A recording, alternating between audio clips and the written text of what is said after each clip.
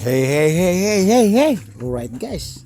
Hey, may isi-share na naman ako sa inyo.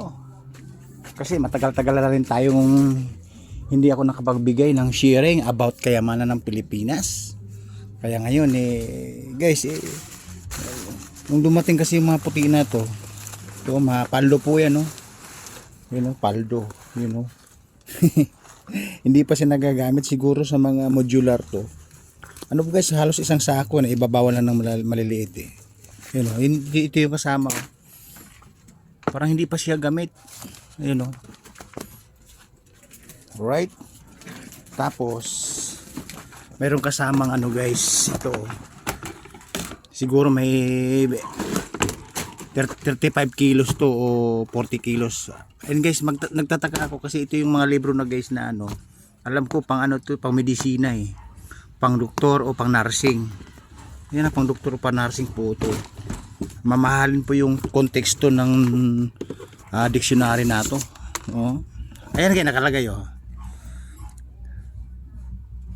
Branner and Southern sa textbook of Medical Surgical Nursing 7th edition. Alright guys, mahal po ito pag pag binili mo to sa sa bookstore. Makakala nyo hindi mo to mabibili ng 500 lang, 1,000 po to. Kaso nga lang pag sa gobyerno nagagaling to, mga nag-aaral, libre lang po to. Pero pag ikaw ay private school na nag-aaral, sigurado bibilhin mo to. Kapal guys, ang bigat kasi siguro ang bigat nasa parang 5 kilo 4 ganun. 4 o 5 kilo ang bigat per piraso, ganun ang bigat. Alright, kita niyo naman. Yung isa naman na to, Dorland's Illustrated Medical 31 First Dictionary. Ito kay pang doktor to. Kita niyo yung mga laman loob ng mga body system. Mahal po to.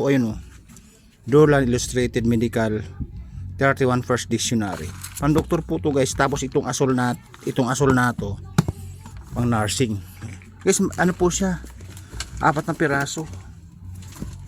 Hindi, sabihin na lang natin to guys na pag nabili mo ng 3,000 to, 2,000 o sabihin natin 1,000 lang, di po to 4,000 po to per piraso sa 1,000 lang may kasama pala guys. Ito talagang pang doktor Alright, mahal po to, kaya nga naisipan kong i-share sa inyo kasi nga bibihira lang to dumating sa mga namin, sa mga koleksyon, kung alam nyo lang.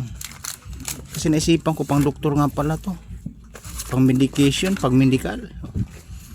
Kasi hindi mo guys, hindi mo to mabibili ng hindi mo to mabibili ng 1,000 sa bookstore pag ikaw private na nag-aaral. Pag halimbawa kasi pag ito nag-aaral ka sa public school, public school, libre lang po to. Pag ikay private, obligado bibilhin mo to para magkakaroon ka ng siyensya sa pag-aaral ng mga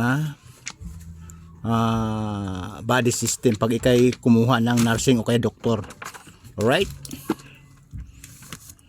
kaya na-share ko lang sa inyo guys kasi napakamahal na itong libro na to. Yun nga lang guys, bumili ka ng yung pocketbook sa bookstore o sa kanto, bumili ka 120 hanggang 150, pinakababa na yung 65 pesos per piraso. Maliit lang po yun yung pocketbook. Kung babasahin mo may mapapakilig, may pampagana, may pampa-horror, may pampagulat. Alright, ito guys, hindi mo to mabibili agad, hindi mo mabibili ng 1,000 to. Pinakababa to siguro, sabi ko nga baka 1,500, 3,000 pinakamalaki, mga 3,500. Kasi nga ang bigat nga guys nasa 4 na kilo hanggang 5. May kasama pa to. Akala ko biblip pala pang doktor din pala kasi pag binuksan mo siya guys, may mga stomach, intestine, parts of the body. Alright, ito medyo magaan lang to, nasa 1 kilo kalahati lang to itong asolare. Alright, tapos ito pa, Fundamental of Nursing. O, di ba? Dalawa nga yan, oh. Ay, magkaiba pala guys. So, Potter Ferry Fundamentals of Nursing. Tapos naman ito, Branner Stoddard's Textbook of Medical Surgical Nursing. Pang nursing itong dalawa na to. Pang nursing. Ito, kaya lang magkamukha po siya ng konteksto. Alright, magkamukha ng konteksto yung dalawa na to. Pero pang nursing, ito sigurado ito guys, pang ano to, pang doktor yung dalawa na rin. Itong ano natin ito. Pang doktor po to. Depend course, right? Pang doktor o pang nursing, halos iisa lang na yung konteksto ng mga libro nila na mga pinag-aaralan, di ba? Pero mas malupit nga talaga yung sa doktor kasi nga malalim yung suggestion, malalim yung kukuhanan nila ng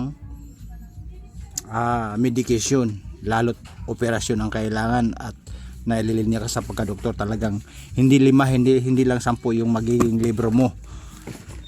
Like this, hindi lang 5, hindi lang 10 ang libro mo nito. Kasi pag ikaw ay pass board exam, basic na lang. Alright, pinakita ko lang sa inyo guys yung sayang na kayamanan ng Pilipinas na mula sa konteksto libro ng mga medication.